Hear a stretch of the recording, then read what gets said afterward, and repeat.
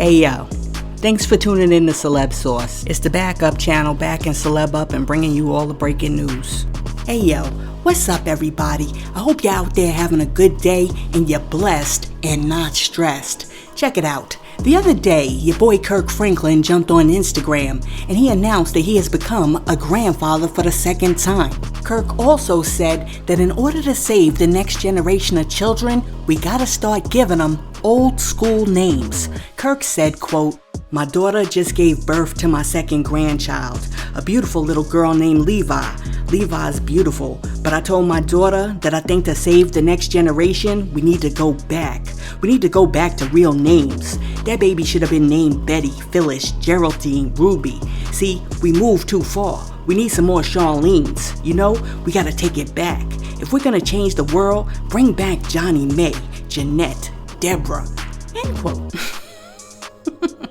So essentially what your boy Kirk Franklin's trying to say is stop naming your kids after alcohol bottles. There's no need for your kid to be named Hennessy Alizé or Chardonnay. And I mean, we get it. You like the twerk and you like fried chicken, but that doesn't mean that you name the twins Fried Chickenisha and Twerkisha. Listen people, let's stop setting these kids up for failure with these names. I mean, you don't gotta name them like Bernice, Odessa, Eustace, or Clive, but at least give the kids something they can work with. I mean, for real, you gotta think about the kid's future when you're giving a kid the name, because I can promise you, never ever in the history of history has an employer got a resume in and they were like, you know what? Let's bring in Twerkisha. She sounds like a good fit. Listen, let me know what you think about your boy Kirk Franklin. Do you think that he's right? Do you think that in order to save the next generation of kids, we gotta start thinking about these names? Let me know what you think in the comments. And while we're talking about kids, and we're talking about names, you remember back in the days when you were a kid and your mom read you the story, The Boy Who Cried Wolf? Well now, that boy has a name, and his name is Tyrese Gibson. You know how we reported to you that Tyrese was crying online and he was asking for prayers and donations for his spiritual mother, Kim Burrell, because she was in the hospital with double pneumonia? Well, Kim is now issuing everybody who donated refunds because she says your boy Tyrese was being extra. In a video that she posted from the airport on her way to Paris, Kim jumped online because she says she wanted to set the record straight. Check out what your girl had to say. I want to say to everybody, I've had a pretty tough week. My son Tyrese, y'all gotta keep a secret. He doesn't keep secrets, as y'all could plainly see. He doesn't keep secrets. A lot of what you saw that he posted was so discombobulated, and it's okay. We have it clear. But I need y'all to not tell him that I snuck out of my house. I had to get it straight, everybody. We're all good. Everything's good. My poor son Tyrese. Mom, I'm so sorry. You know, he doesn't understand. What exactly doesn't Tyrese understand? Is it that Tyrese doesn't understand that when your net worth is like $6 million, you don't jump on the internet asking people to donate money that you could pay yourself? Or does he not understand that before you jump on the internet and you tell a story, you should have your facts straight? I mean, for real, Tyrese is a 44-year-old man who's running around these streets still acting like baby boy. And I mean, I don't understand. How is Kim Burrell your spiritual mother and she's only 5 years older than you?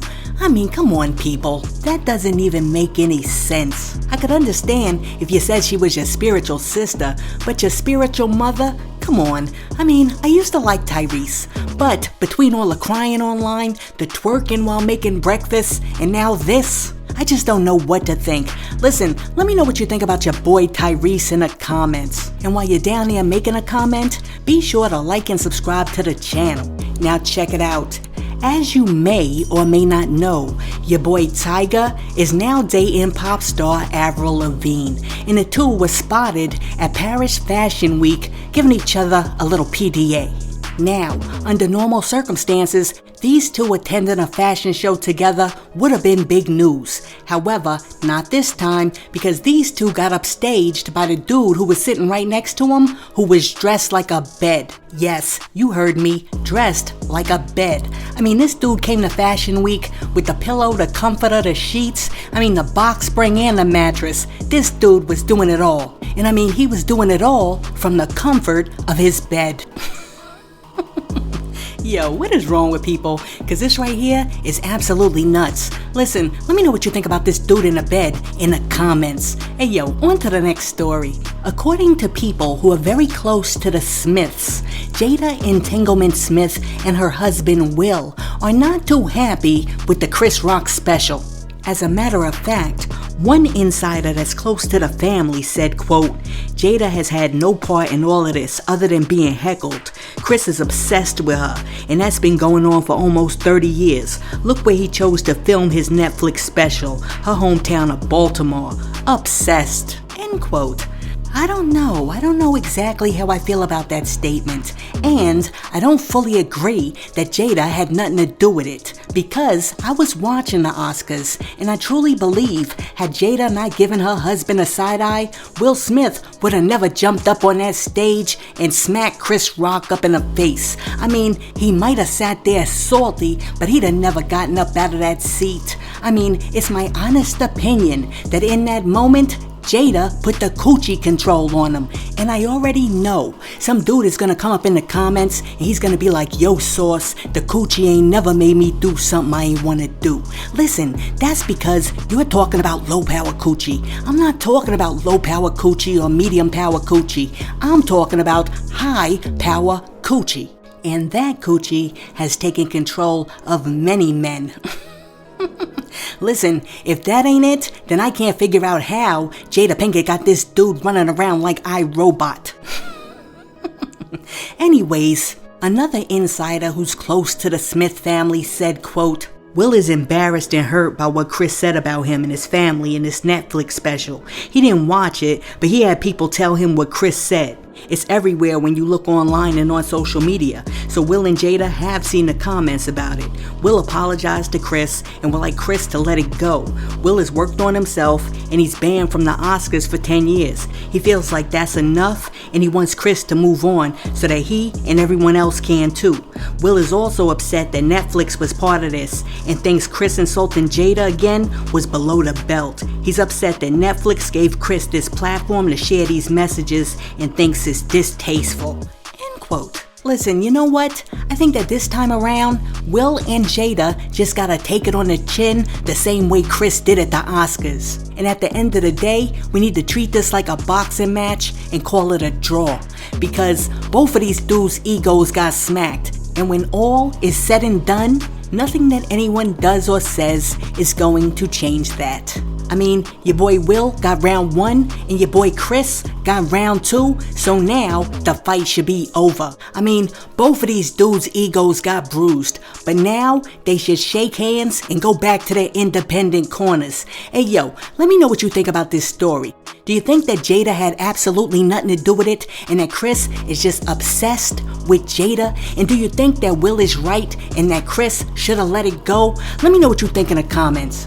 But before I move on, let me give you an August Alsina update. A source recently alleged that August Alsina watched Chris Rock's live comedy special, and the source said, quote, August watched the Netflix special and he laughed. He thought it was not only funny, but truthful. That was the best part for him.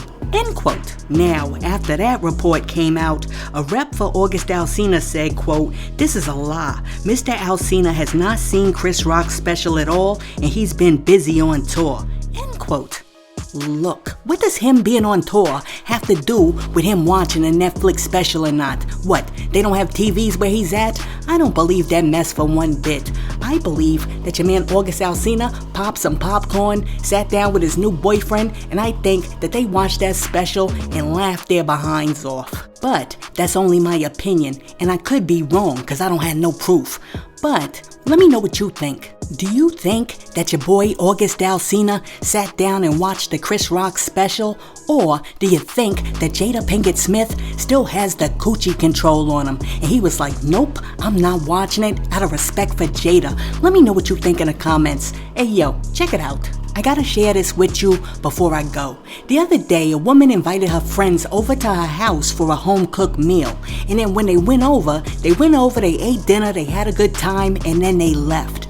Then, the next morning, the woman texted the friends and told them that they owed her money for the ingredients for the food. Now, after receiving a text from one of the friends as a reminder to pay the woman, one of the guests went online and they were like, quote, "My friend texted me last night asking if I wanted to come over for dinner. She was cooking, didn't say what it was. She invited 2 other friends over. My friend made us food and we had a great night. Then I got a text from one of her friends this morning saying not to forget to pay money to my friend. I texted my friend and apologized as I was unaware that she wanted payment for last night. She said she had charged her 2 other friends we saw last night for the ingredients it took to cook, which was $7 per person. I was a little confused by this, but I sent her the $7 anyway and just chalked it up to, now you know if she invites you over, be prepared to pay for her deal."